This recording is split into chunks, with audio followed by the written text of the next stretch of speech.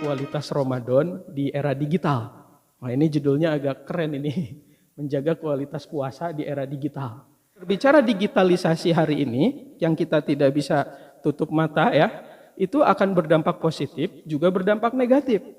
Hari ini terbentuk sosial masyarakat itu menjadi budaya instan dengan adanya teknologi ini. Sedikit-sedikit pengen instan, apa-apa pengen cepat, apa-apa pengen cepat. Kalau ke hal yang positif bagus, tapi kalau ke hal yang negatif, nah ini bahaya. Misalkan tidak mau menjalani proses, tahu-tahu ingin dapat hasil. Gitu, budaya instan kan begitu. Malas kuliah tapi ingin cepat lulus. Kan gitu, ya. Itu menikmati instan yang instan itu. Kemudian selain instan, sekarang itu muncul budaya narsisme. Mau makan, sebelum berdoa foto dulu. Sebelum kegiatan foto, diupload. Bahkan dalam sehari, anak-anak milenial itu, fotonya itu mereka bisa mengupload paling sedikit 5-7 foto katanya. Dalam sehari itu, kalau kita mah mungkin cuman buat WA, telepon aja ya, gitu fiturnya. Anak-anak muda itu pasti harus ada sehari 5-7 foto yang mereka upload.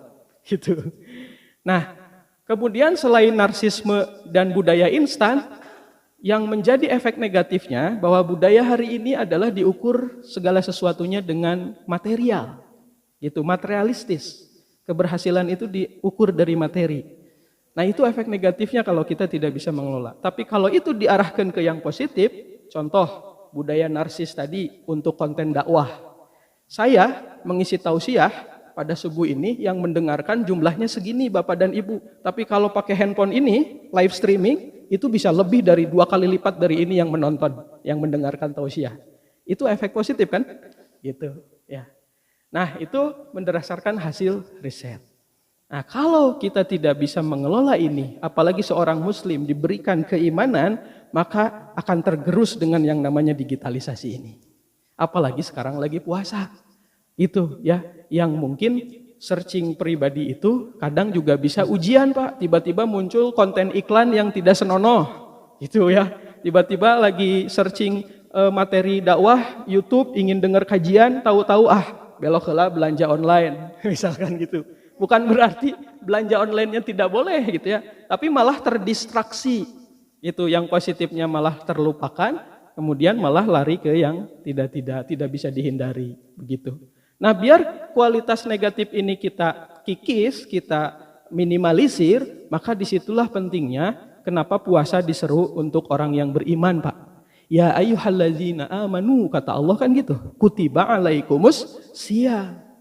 Sedangkan definisi iman kita tahu belajar dari kecil, mengucapkan dengan lisan, meyakini dengan hati, dan mengamalkan dengan amal perbuatan. Jadi kalau kata Rasulullah iman itu naik dan turun, maka naiknya sudah pasti dengan ketaatan, turunnya sudah pasti dengan kemaksiatan.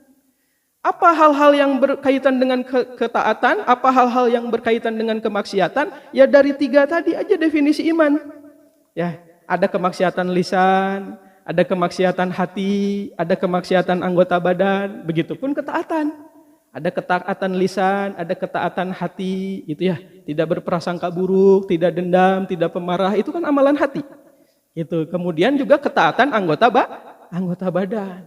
Makanya kata Rasulullah, ya sesungguhnya katanya iman itu bid'un wasitun. Ada 60 sampai 70 cabang. Kata hadis kan begitu.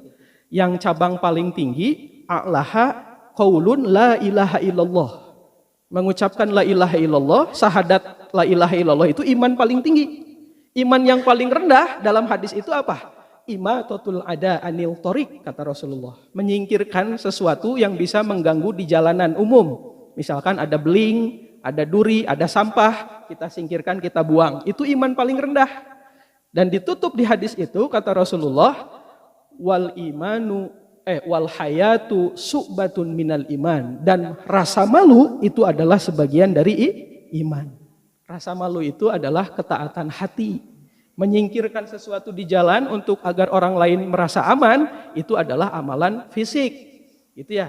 Tidak menggibah, tidak menjelek-jelekan, tidak memprovokasi, itu adalah ketaatan lisan. Jadi untuk menjaga kualitas saum, tinggal itu saja ditingkatkan.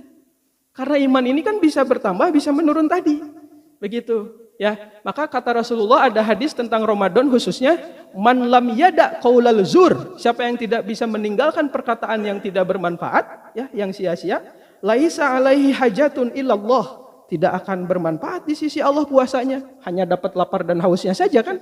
Itu, maka mulai saat ini untuk menjaga kualitas berdasarkan tema kultum ini, yuk ketaatan anggota badan, ketaatan hati, dan ketaatan lisan. Sama-sama kita saling menjaga. Mudah-mudahan Allah memberikan kemauan dan kemampuan kepada kita.